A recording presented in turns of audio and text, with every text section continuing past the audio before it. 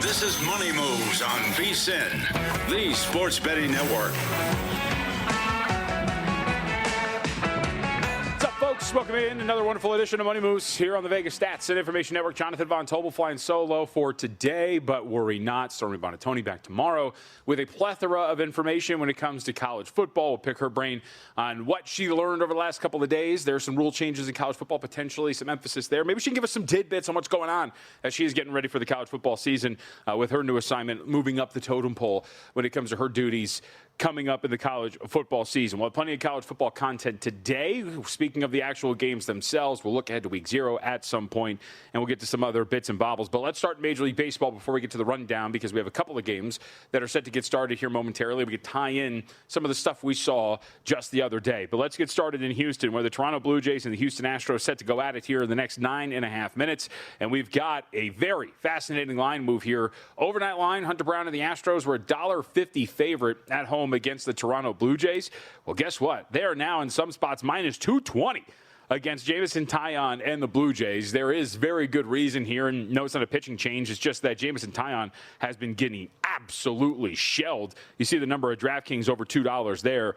But his Blue Jays debut, you look at his last start at Pittsburgh, 4 innings pitched, 6 hits, 7 earned runs, got taken deep 3 times, 3 strikeouts and 2 walks. Taillon has allowed 14 home runs in his last 30 1/3 of innings of work, 25 home runs allowed on the season, and he's just getting crushed this season. You look at some of the contact numbers, 15.7% barrel rate in the first percentile, 51% fly ball rate, worst of his career, 21.4% home run to fly ball ratio as well. And Houston, of course, comes in 3rd in Major League Baseball in homers hit, 11th in barrel rate as a team. You would expect that the Astros are going to be able to absolutely continue the trend here, which has been just caving in the skull of Taillon, who has not been pitching well this season. And on the flip side, Hunter Brown's going to get the start. So you got a really big advantage for Houston when it comes to the starters rolling out there. Last time out for Brown has started to turn things around. That was home versus Texas, 5 2/3, 6 hits and 2 earned runs. Did get taken deep in the contest, but struck out 5. And the command issues might be getting better here for Brown. The last 2 starts for him, just 2 walks and 12 2/3 innings of work. The previous 3 starts for Brown, prior to those 2, 15 walks to 11 strikeouts over 14 2/3. That's about a 21% walk rate there for Brown. But maybe, just maybe, the command is starting to get a little bit better. We talked about this with Bieber a couple of days ago. When you talk about injury, and one of the first things, or the last things to really get a hold of if you're a pitcher at times, is your command. Maybe Brown is starting to get that as well. But either way, big advantage. Near 70-cent line move at some spots in favor of the Astros. Hard to argue with it. Did lay the 1.5 here with the Houston Astros to get a little bit of a sweat on the show. I think you could also play Astros team total over 4.5. And Yordan Alvarez potentially, 1+ homer, plus 286 or somewhere in that range, but decided to lay the 1.5 there with the Houston Astros. Yes, playing at home. We know about the rule, of course, that if you're in the lead going into the bottom of the 9th, you don't have to bat, but do think they're going to be able to jump all over Taillon and build a lead here against the Toronto Blue Jays. We'll get to the National Football League as well. We get some breaking news. Stephon Diggs, it looks like, is signing with the Washington Commanders. We'll get that finalized and some of the details on that a little bit later in the program. But did want to hit one more game, and it ties into what we saw yesterday. But the Los Angeles Dodgers looking to avoid a sweep at the hands of the Chicago Cubs. It has not been going well for L.A. Well, today they're going to send out Eric Lauer to potentially get this done. This is coming up in about 15 minutes from now. Lauer, 4.50 ERA on the season, 4.72 expected. His last start was home versus Seattle. 6 innings pitched, a hit, no earned runs, and 4 strikeouts, and pretty steady. Hasn't allowed more than 3 earned runs in a start since May 10th. Prone to allowing some hard contact, and he's a fly ball guy at Wrigley. Wind's not really strong, but it's allegedly blowing out at about 8 to 10 miles an hour, so maybe that is going to work for the Chicago Cubs. And Shota Imanaga is going to get the start here for Chicago. Last start was against the Yankees. 6 2/3, 4 hits, 2 earned runs. Both of them solo shots, struck out 6 and didn't walk a batter. So Imanaga in relatively good form. He hasn't allowed more than 2 earned runs in a start over his last 6 outings. And over those 6 starts for Imanaga, 35 2/3, a $1.77 ERA. 4 of those 6 have come at Wrigley, where he's got an ERA floating around 3.94. Didn't really have anything strong here.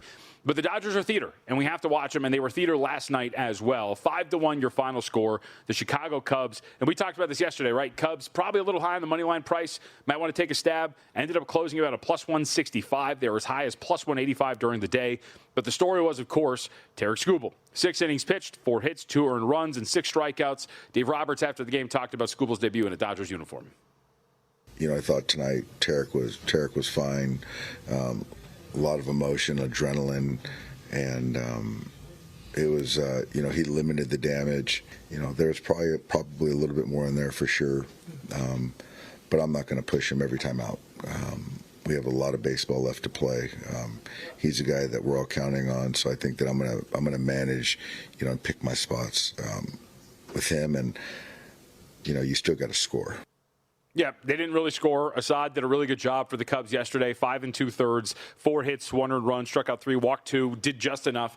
We had brought that up yesterday too. Assad's home splits. He pitched well at Wrigley, and he did that again, just enough against that Dodgers lineup to hold them at bay, as did the Cubs bullpen. Something the Dodgers bullpen could not do. But Skubal, pretty mortal performance by his own standards. The command, at least to his standards, was not really there. You look at it, 12 of 24 first pitch strikes, 51 of 85 pitches were in the zone. And after the game was one of the things that he had brought up to reporters about his maybe lack of command, or at least by his own standards. Yeah, I mean, I think my stuff was plenty good. I felt like I commanded everything really well. I think, maybe the low strike rate, I don't even know what it is. But, when I was missing in the areas that I was trying to go. There's just a few sinkers and a few sliders that can kind of flip at bats. I probably should be a little bit better at first pitch strikes. I think, especially second or third time through, I need to be better there. But, the stuff coming out of my hand is what I expect out of myself. Yeah, this Dodgers team, a little bit of dire straits. They've lost 5 straight. We're not really worrying too much about it. They're 3-7 in their last 10 games. And it sucks to lose a start with Skubal on the hill. But this is going to be something to monitor, I think, down the stretch, especially when we're talking about taking on some of the opponents that they are. I mean, look at the way that they were priced yesterday, over $2 at one point on the road against the Chicago Cubs. And then you get a start like today where, yes, the pitching matchup drastically different, but the Cubs then open up as a $1.25 favorite. And we see where the money is moving here for today as well.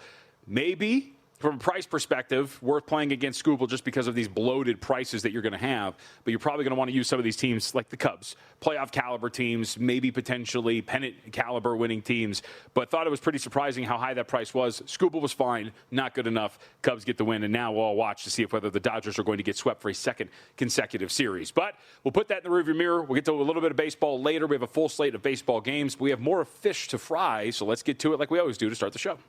It's time for the top headlines and topics of the day. This is The Rundown. One of the big things we'll be hitting, we'll be zeroing in on college football. Week 0 is quickly approaching. We haven't really hit on any of the games that we're going to have on the schedule, so why not do that today? We've had some line moves, some numbers moving off of key numbers. We've got changes at quarterback. We've got interesting teams. We've got narratives. We've got everything. And in fact, one game in Week 0 could, should, will have college football playoff implications. We'll tell you what that game is and why it could lead maybe to a play for you in the larger market of a team to make it into the college football playoff. That's going to come up in about 20 minutes from now. Also on deck for today, we got to take a look at everything we're going to have in Boston, but not the Red Sox, although they continue to battle. The Beantown Boys we're discussing today, New England Patriots up on deck in our training camp tour. Everybody's eyes will be up there on New England. It's the AFC representative from last year in the Super Bowl. That did not go well. The schedule is harder, but the skill positions are better. What does Drake May have for an encore at quarterback for the New England Patriots? And can they, I wouldn't say surprise some, but I will say, can they repeat what they did a season ago, get close to what they did a season ago, and will I be wrong ultimately about them? There's a couple of teams that I have opinions on that I'm willing to admit I probably might be wrong about it, even though I don't admit it often, and the New England Patriots might be one of them, given some of the improvements they made in the offseason. Last but not least, though, as I keep saying, football season is here. It is kickoff eve, as we are putting it today. Tomorrow, the Hall of Fame game in the National Football League will be here. Cannot wait. Got news yesterday. Carson Beck is going to get the start for the Arizona Cardinals, so that is a positive sign. At least we now know what our starters are going to be. He takes on one Kenny Pickett. We'll see how long both of them play. Oddly intrigued by Arizona, and maybe this is because I do think Carson Beck is legitimately a long-shot Offensive Rookie of the Year piece, but by all accounts, he's been playing pretty well since they strapped it up out there at camp, and maybe, just maybe, that is legitimate. Watched a couple of the, Zep Ruder film, the blurry footage of training camp of Carson Beck. Some of those throws look pretty good. Having said that, I've watched like 4 throws, so I have no idea if any of the reports are actually true, but it does sound like Carson Beck, who's going to get the start tomorrow, has been playing extremely well for the Arizona Cardinals over at practice. But we get some news coming out of Los Angeles, so let's start there, because it's a bigger picture here for the Los Angeles Chargers. Snake bitten, and maybe Maybe there's an electrical substation underground, or at least underground in the offensive line room for the Los Angeles Chargers. But we're going to be watching with bated breath of what's going on with Rashawn Slater, who exited camp early with an apparent injury. And that's all that this team needs, right? Offensive line issues galore.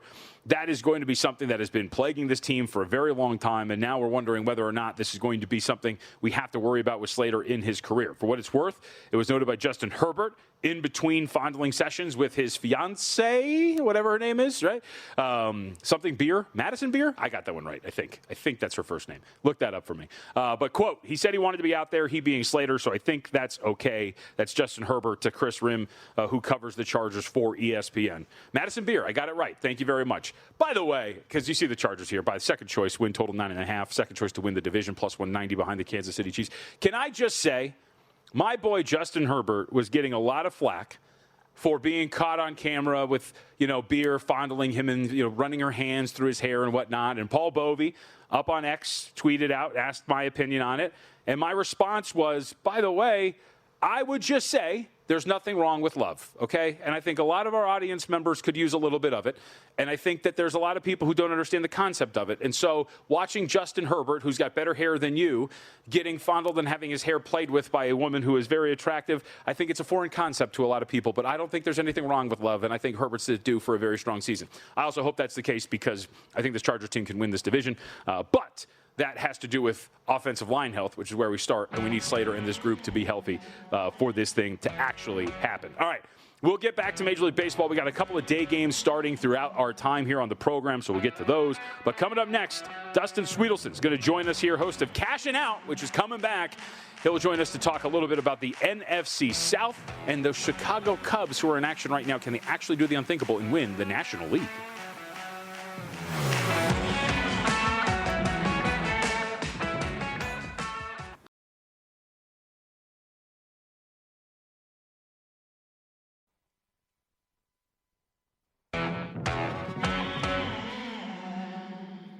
You're watching Money Moves here on VSiN, the Sports Betting Network.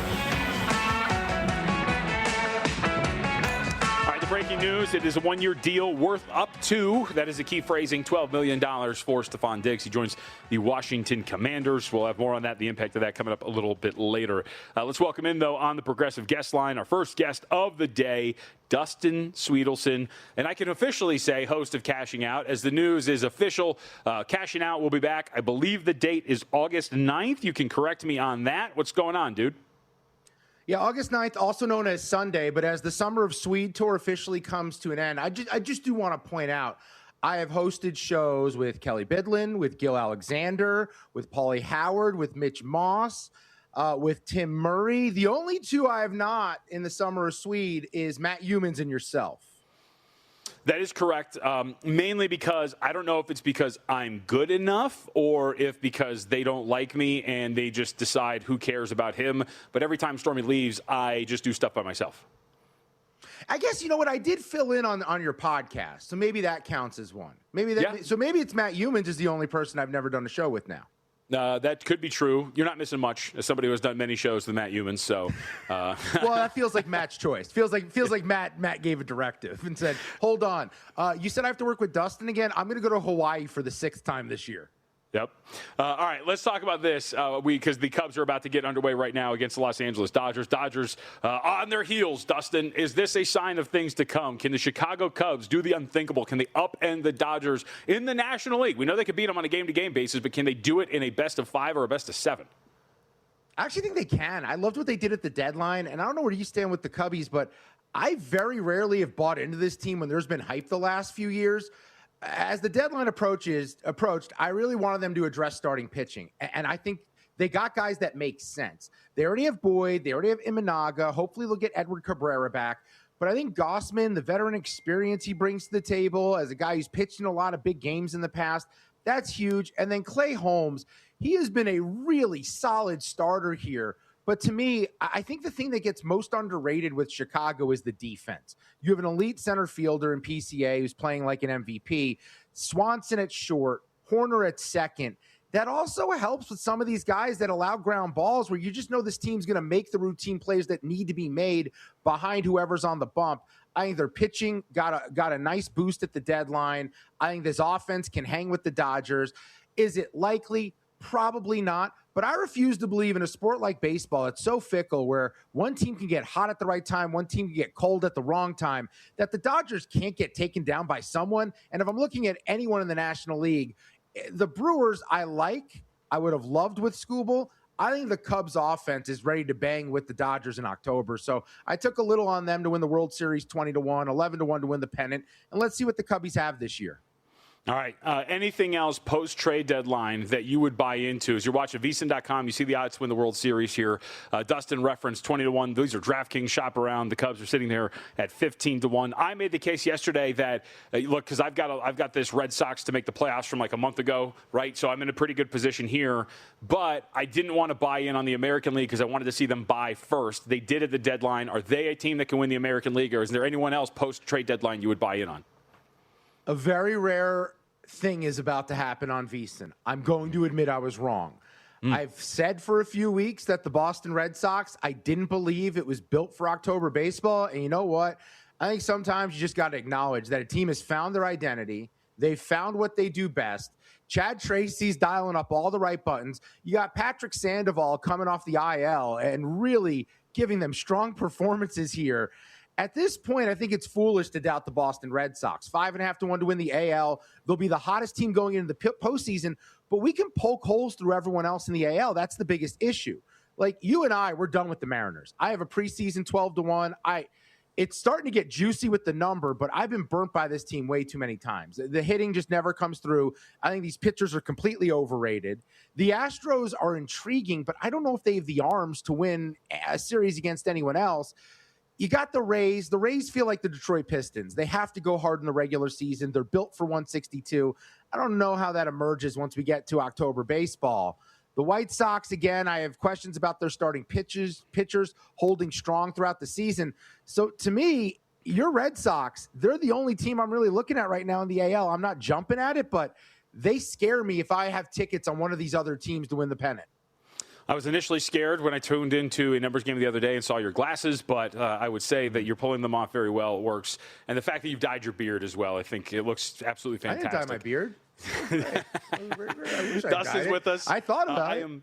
I do have on this TV right here, we have ESPN. They're going through wide receiver sleepers in fantasy.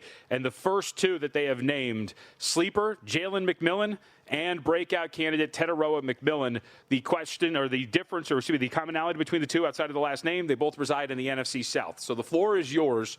Where do we want to go here in the NFC South?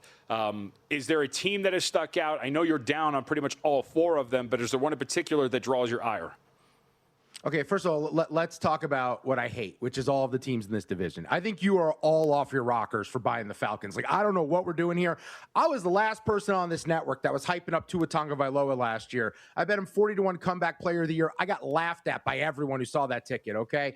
I don't know what you guys saw in Tua that leads you to believe that he's going to be on a team that, one, can contend for the playoffs, but one, win more than 5 or 6 games. Like, he is so absolutely done. He can't throw the ball more than 20 yards downfield at best. And they just lost Jalen Walker. James Pierce is going to get suspended because it turns out he might be a horrible human being walking around the planet. So they lost their pass rush, which is what boosted this team with the defense a year ago. They're going to throw out either a banged-up Tua, Michael Penix, who can't stay healthy. So if you like the Falcons, you must be really high on Cooper Rush. That's the only reason why I would bet them. If you believe in Cooper Rush, you should look at Atlanta. Problem is, in the division, all these teams stinks.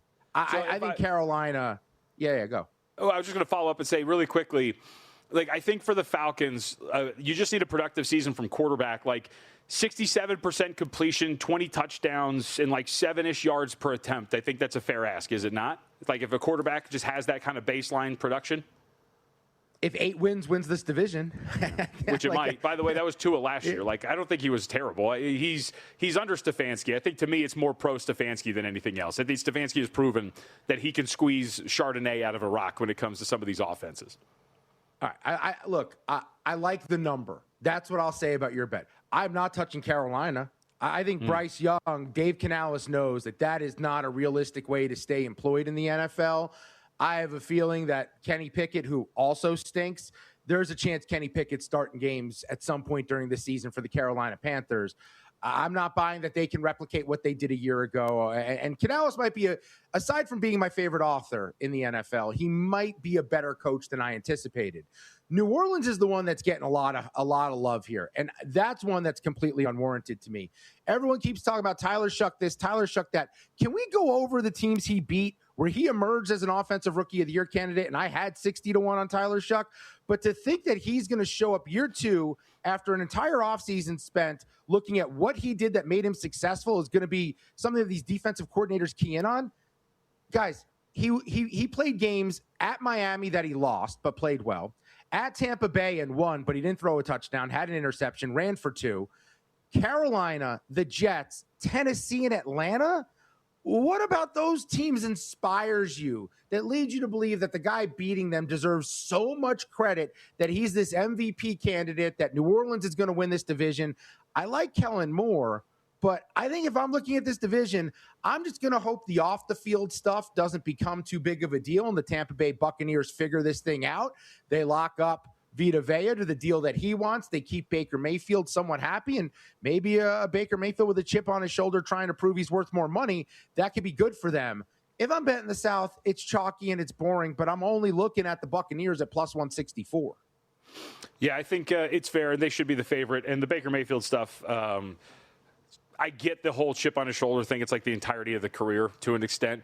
I also do. I think it should be pointed out, though, that he had 2 great offensive minds that left because they got jobs in Canales and Cohen, and he kind of fell off a cliff. That was his worst year in a Bucs uniform last year. Injuries were part of it, but I also think that maybe, just maybe, he also benefited from some really good play calling, and now that that's out the door, maybe he's actually just the guy who is a journeyman quarterback who's been on a billion teams because he can't stick anywhere.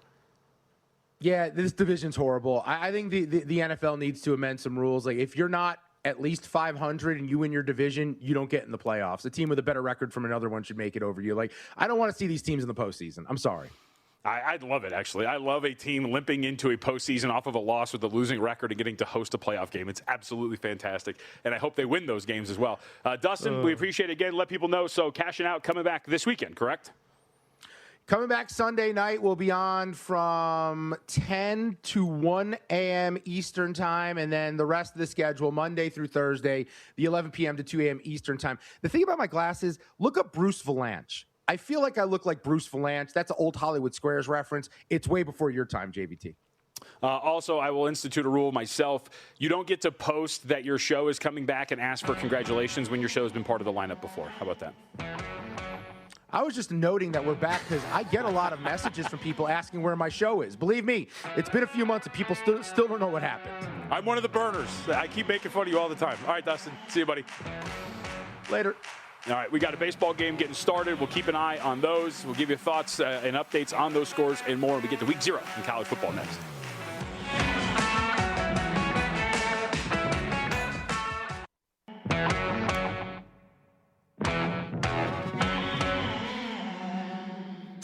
You're watching Money Moves here on VSiN, the Sports Betting Network. Early trouble for Jameson Taillon. We talked about him and his struggles, issues, giving up a ton of hard contact and home runs. Well, right now, we're in the bottom of the first inning with Toronto out there on the road against the AL West leading Houston Astros. They have won, I believe it is 12 of their last 14 games. But either way, Taillon right now with the bases loaded and 1 out. Tramel's got a 2-2 count, so we'll see if he can do some damage here against the Blue Jays righty. Coming into this, Taillon had been awful, and so far in the season has allowed 25 home runs. Looking to avoid just that, he's going to give up a pop out to the infield. So, infield out, we're going to get a second out here. Bases is still loaded in a scoreless tie there. We are not scoreless, but we are in a tie between the Los Angeles Dodgers and the Chicago Cubs. Bottom of the first inning, 1 out, Shohei Ohtani with a lead-off home run off of Shota Imanaga, and the Dodgers draw first, Bloodbird in the bottom of the first. The Cubs have evened that up. Pete Crow Armstrong deciding to answer. How about that? An MVP battle in this series. Ohtani goes deep, 376. Pete Crow Armstrong says, I see you, I match, and I go better, 420 feet to center for PCA. And we've got a 1-1 tie, so the two MVP candidates doing the damage there. We have one game coming up in Major League Baseball in 5 minutes. Let's hit this really quickly. San Francisco Giants taking on the Texas Rangers. Big matchup here for me personally because we need this right. We have the Rangers to win the American League West, and yesterday Mitch talked about it to close the show, added a little bit of that 45-1 on the San Francisco Giants to have the fewest wins in Major League Baseball. Took a loss yesterday. Would like them to continue to lose. Carson Whisenhunt's going to get the start for the Giants. Last time out at San Diego, 3 1/3, 7 hits, 6 earned runs, 3 strikeouts to 4 walks. Command has been a big issue for Whisenhunt in his short time in the majors, dating back to last season, 2025. Just about 4.5 walks every 9 innings, a walk rate of 12%, finding the zone at a 45% clip in 2025. This year, it's even worse. 6 walks every 9 innings, essentially, a walk rate of 13%, and finding the strike zone just under 40% of the time. A lot of these hitters just sitting back and waiting for something in the zone because none of them are really finding the zone, and you would assume that Texas would be all over this potentially. And Bradford, Cody Bradford, that is, getting the start here. First time we've seen him since September 25th, 2024. 5 rehab starts coming back from Tommy John between AA and AAA. 12 innings, 225, 220, and a 383 on the ERA, expected ERA, and fielding independent splits. Strikeouts, pretty solid in his recovery here and his rehab starts. Not much to know.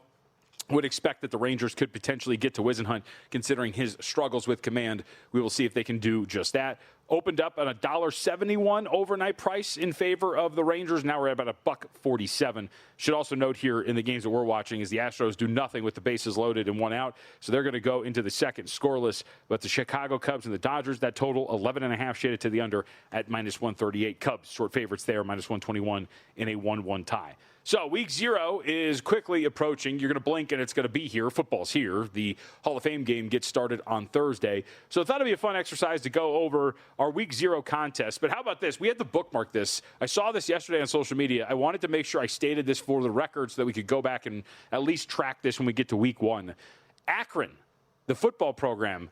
This is a pretty interesting note. And nothing is ever as it seems. But Akron is offering to one lucky season ticket holder to design the opening drive of the home opener when the Zips host Robert Morris. So I'm just going to file that away for down the road when that game comes around. But I will be fascinated to see what that means. But I would assume that you're probably going to get like something in the set of, hey, you get like 10 plays to pick from, and you could sort them out, whatever you want. All of it is. As Justin notes in my ear, if you lead a touchdown drive, you don't give the headset back in any way, shape, or form. And by the way, if you actually get to script the opening drive like freely and you get a touchdown out of it, I believe that Robert Morris should be firing their head coach, or excuse me, their defensive coordinator. But I know there's details here. I don't want malicious facts, okay? All I want to know is that a rando gets to sit out there and submit a playbook and just say, I want to run these 10 plays, let's go. But I know there's probably going to be restrictions to it. Either way, fun there. Akron is going to allow one fan, probably Adam Burke, right? I'd assume his alma mater, he's got season tickets, that this is going to be the case, and he's going to get to script this drive. All right, with that, let's get to college football. Because I saw that yesterday, I was like, yeah, why don't we look at week 0? Because there's a ton of the games here. And I will say, because I mentioned this in the rundown, there is a game with college football playoff implications. I talked about this today with Tim Murray on the College Football Betting Podcast. The matchup between UNLV and Memphis in week 0 is going to carry a lot of weight. The Memphis Tigers, UNLV Rebels, and Boise State Broncos are all playing this nifty little round robin with each other this regular season. Memphis gets them both this year. UNLV gets to play Memphis, Boise gets to play Memphis, but UNLV and Boise will not play each other. But the whole point here being is these are 3 teams that are candidates for the group of 6 college football playoff berth. Memphis can do a ton of damage and, of course, add to their resume immediately if they can pull off this victory against the Rebels to start the year. Now, it's out here in Las Vegas. UNLV opens up as a 4-point favorite with a total of 59. It's worth pointing out that we're just pretty much sitting here. 58.5s are out there, too. And I will state this for the record. I believe that Jackson Arnold's going to be the starting quarterback for UNLV. I don't think that's a shock to anybody at this point. Seems that we are heading in that direction. But I think this Rebel team's a little bit more flawed than we were giving them credit for. And I would expect that Memphis is going to be able to get this done. This is the number over at DraftKings, 5.5, total of 58.5. UNLV, I think, being a little overvalued this season. in a home field that is not that strong, but this is going to have some massive college football playoff implications, because if Memphis can pull this off and they can then move on to beat Boise State a little bit later in the schedule and then, of course, maintain in the American, they'll have a good enough resume and straight-up victories over teams that we are going to assume will be in contention for that spot for the group of 6 to make it to the college football playoff. But that is a note. Rebels up to 5.5 there in this week 0 matchup against Memphis. So let's start at the top with some of these. Let's go to North Carolina and TCU. Remember, this takes place in Dublin, so an interesting matchup between these two. Market getting up to the Horned Frogs, 6.5 to 7 at most shops. Harvard transfer Jaden Craig getting to start at quarterback for the Horned Frogs, what that means for them. Gordon Samus, who was at UConn, comes in. Remember, the Huskies last year, 6th in expected points added per play last season, so a very efficient pro-style offense. Be fascinating to see what it looks like with Craig pulling the trigger. But this is worth pointing out.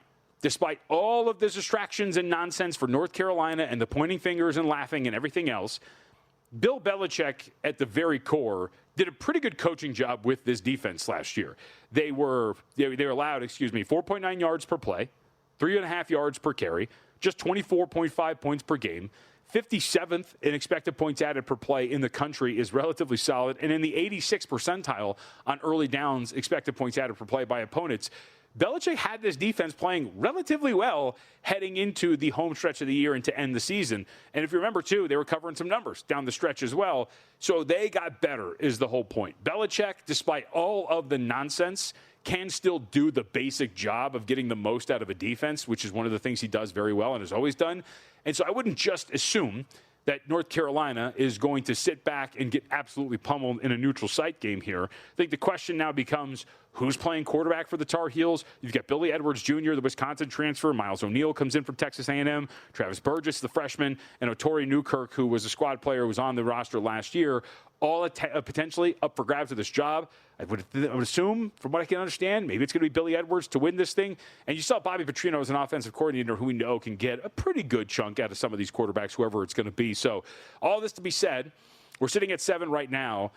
If that gets to 7.5, I would think on a neutral, I'd grab that with North Carolina. I think TCU is going to be much improved on defense. I think we expect the baseline of play from the Horned Frogs offense. But key number, especially if we get to 7.5 on a neutral against a defensive team like North Carolina, in which Belichick, I think, is going to have some, obviously, time to prepare and get ready. Game plan-wise, kind of in. So we'll see if this gets up to 7.5. But with this week 0 matchup, I think offers some potential here. San Jose State on the road against USC, also part of week 0. Just worth noting here that the Trojans open 37 with a total of 59 here at Circa. Bet up to minus 39. Still plenty of 37.5s out at National Books. Other shops floating around 38.5. I think the main question is USC going to be motivated to win by this margin? Maybe they just stumble into a 40-point victory, considering the backups are very talented. I mean, at this point, USC's offensive line, we've made note of this when we've talked about them. The fact that they bring all 5 starters back, you listen to some reporters out there in Southern California, they would tell you that even though all 5 starters are back, they might not start the same 5 starting offensive linemen from last year. That's how talented this group is. So even when you're starting to get to the late quarters and late time in this game, San Jose State's going to be up against it. Can understand why you want to bet this thing up. And San Jose State, I put this in the guide for the Mountain West. Ken Niumatalolo has a job in front of him with the way that this roster looks. There's been plenty of times, and in fact, his first year, it looked like it was going to be very similar here, and they surprised. They won 7 games, but this is going to be a steep hill for them to climb. The other headliner for week 0, and this is going to be a good one too, NC State taking on Virginia. Not a surprise considering the perception. NC State's getting bet here. 6s are gone, 54.5. CJ Bailey, NC State going to deliver a championship here potentially. That's what they want. They talked about that in the ACC. Now down to 5.5 at a couple of spots. But Bailey, coming off a season in which he completed 68% of his passes, 25 touchdowns, 9 interceptions. Can this Wolfpack team, which was 26th in EPA per play, 52nd in success rate, can they do this again? And can they do it against a Virginia team that defensively was a top 20 group in many advanced metrics and finished in the 70th percentile and higher when you look at that? And the other question, too, is NC State going to be any better on defense? Bo Pribula got named the starting quarterback for Virginia, but this team, which invested in its defense last year, looked pretty good on that end. So we'll see if CJ Bailey can answer the call. 5.5, the number with a total of 54.5. VSiN.com/subscribe. College football betting guide out now. Check it out. Absolutely fantastic. We didn't even scratch the surface of these other week 0 games. We'll get to those. Big one for Hawaii on the road against Stanford, among some other matchups. But Tony Cotillo is going to join us next. We'll get into the baseball card and a little bit more when we return here on Money Moves.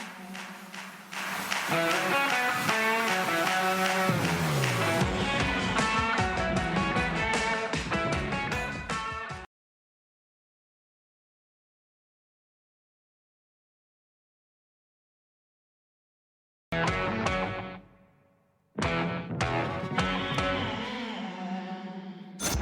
watching Money Moves here on VSiN, the Sports Betting Network. 3 baseball games currently underway. Bottom of the second inning, Astros having another crack at it. 2 hits so far for the Stros, but nothing to show for it. Scoreless tie right now. An 0-2 count right now for Pena. We are back at the top of the lineup. Top of the second, out in Chicago, where the Dodgers and Cubs tied at 1 apiece. If you weren't with us earlier, the 2 MVP candidates drawing blood. Shohei Ohtani with a leadoff homer. Pete Crow Armstrong answers in the bottom of the first, and we have a 1-1 tie there. And then the top of the first, just getting started. Giants and Rangers scoreless. Giants got a runner on with 2 outs. We'll keep you up to date on everything from an in-game perspective with these baseball games. We've got another one coming up in about 15, 20 minutes from now, Rays and Rockies. So let's get into some handicapping of those games and a little bit more. Tony Cotillo is nice enough to give us some time here today. BetQL, Market Watch, the Tony Cotillo Show as well. Tony Cotillo Show, Cutillo, up on X. Tony, it's good to talk to you. So let's start here as we're looking at the schedule for today. I wanted to start with the Minnesota Twins, if we could, because Twins were some surprising buyers at the trade deadline, looking to maybe show a little bit of a push. Didn't go well for Joe Ryan yesterday, but what's your expectation for them today? Yeah, man. Listen, thanks for having me. I like Minnesota. I got them on a money line at plus money, man, plus 105. It's again, bad game yesterday, but I'm riding the trade wagon with Dean Kremer, man. I know his last 2 starts have been really bad prior. However, a lot of quality starts before then. And, listen, he's 2-2, subpar 2.9 ERA with 5 career starts versus Kansas City. A lot of the same players in Kansas City. But one thing I like, Jonathan, is he's not capped on innings. So when you look at these props, he still has the strikeouts, even if he gives up runs, and he doesn't have an inning cap, which means a lot of opportunities. So I really like his over 4.5 Ks today. And I'm also going to ride that up to 6 or more as well. All right, so Dean Kremer over 4.5 strikeouts. Dean as well, 6 more, and Twins money line there in that matchup for him today. What else are we going to play here? Because there's a couple of guys, obviously, big stars are out. Is there a way to kind of look at some of these stars individually, parlay them together potentially? Do we have anything exotic we want to put together on the baseball card? Oh, you say exotic, man. I get that. I put together earlier. I put together a little combo. I love the hits plus runs plus RBIs. It's one of my favorite statistics, and it's never power guys. It's guys that can do it all, right? Because you want them on a base pass to get that 2 or more. So I paired up Bobby Witt Jr. and Royce Lewis on both of these, one on each team. Because even though, listen, Cameron has pitched well his last start, but he was coming into that start with 7.87 ERA, man. I need more proof. So I'm going to go Royce Lewis, who had 4 hits yesterday at plus 2 or more HRR. And I'm going to go Bobby Witt Jr. Listen, since the back tightness, he's really been good. And back to where Bobby Witt Jr. is supposed to be. So you combo both of them. I think I got it at plus 186.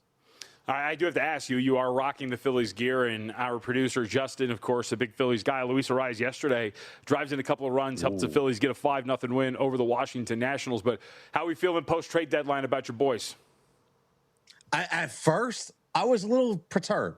Right? Because, listen, we've been through a lot in Philadelphia, man. We should have won a chip by now, and we didn't. So I wasn't in on this team coming in. Again, a lot of big expectations that always fall low. But Arraez is such a great hitter, and it's something this lineup has never had. Honestly, Jonathan, they always have strikeout guys. That's it. It's one or done, right? We know what we're going to get. This guy, and then when Mattingly said he's going to bat cleanup, I lost my mind. I'm like, wait a minute. You finally have a trendsetter, and you're putting him clean up. Well, you know what? Looks like Donnie Baseball knows a little more than little old me, right? So the guy just cleans it up, exactly what we need. So I'm excited. It's all going to be about as long as this lineup can continue to produce. That's always been the case, All right, we'll stay in the state, although I do, from what I understand, there is some rivalry potentially between Philadelphia and Pittsburgh. At least I understand that from Justin. I can't understand the dynamic. But I did want to ask you about Skeens, because Paul Skeens is going to be on the Hill today. I don't know what we're supposed to make of what we've seen from Skeens so far this year. Now consecutive starts in which he has given up 5 earned runs. The last start out, the command again was a little bit of an issue. Got taken deep twice by the Reds. What do we make of this as he is back out on the hill here today? Right now on the road, or should be on the road against Milwaukee, floating around like a $1.27 favorite in favor of the Brewers, plus 119 for Pirates and Skeens. But what have you made of Skeens' struggles this year? I'm a little concerned, man. Like at the end of the day, we're all, sports bettors and we're fantasy players. I get it, but I'm a baseball lover, and Paul Skeens is good for the game, and obviously. And the thing that scares me is velo was down. He looked visibly frustrated on the mound. I mean, I watched him a couple times here in Philly, and he just looks distraught. Like nothing's working. He can't figure it out.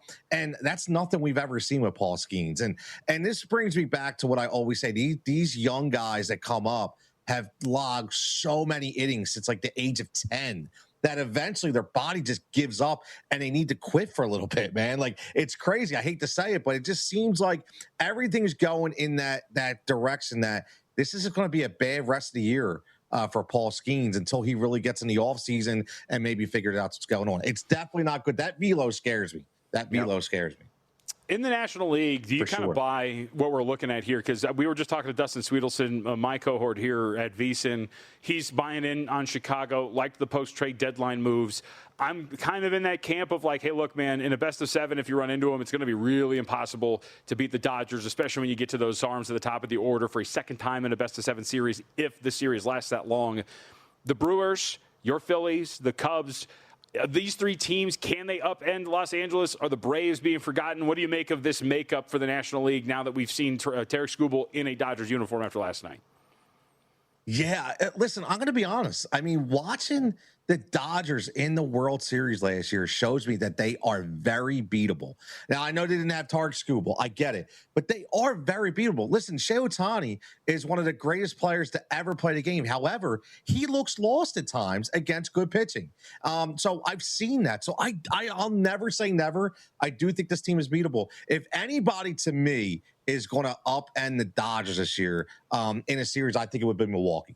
I really do. I just think that they have the moxie. They have the build up to be able to do it. Listen, I love my Phillies, but consistency has always been an issue. And the Cubs are just making their way to that point. I just don't know if they have enough juice yet.